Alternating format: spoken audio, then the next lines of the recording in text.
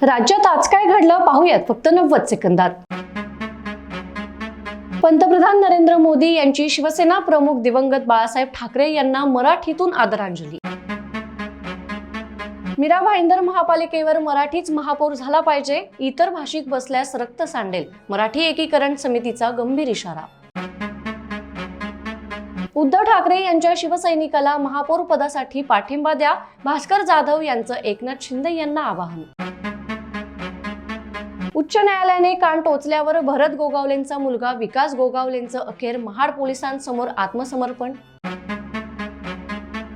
ठाण्यात अजित पवार गटातील आमदाराचा पुतण्या हरेश दरोडा यांना जेलमध्ये हृदयविकाराचा झटका, रुग्णालयात जीव सोडला। भात खरेदी घोटाळा प्रकरणात झाली होती अटक।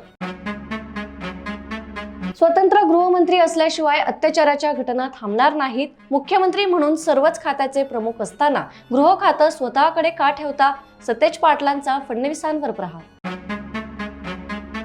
बाळासाहेबांच्या जयंती दिनी भाजपाने ठाकरे बंधूंना डिवचणारा बॅनर लावला। मराठी जिंकली, महाराष्ट्र जिंकला, आपलं हिंदुत्व व विकासाचा अजेंडा जिंकला, धन्यवाद महाराष्ट्र।